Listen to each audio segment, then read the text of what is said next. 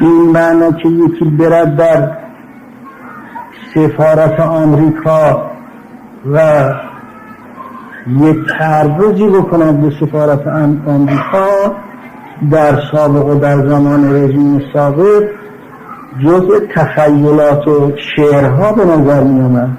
رفتند و ریختند و اعضای اونجا را گرفتند و اینها و هیچ آسمان به زمین نیامد.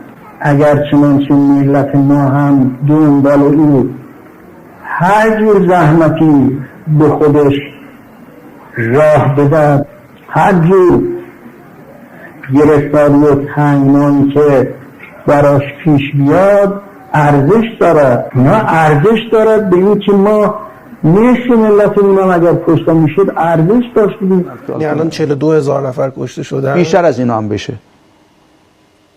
نصف عالم کشته بشن.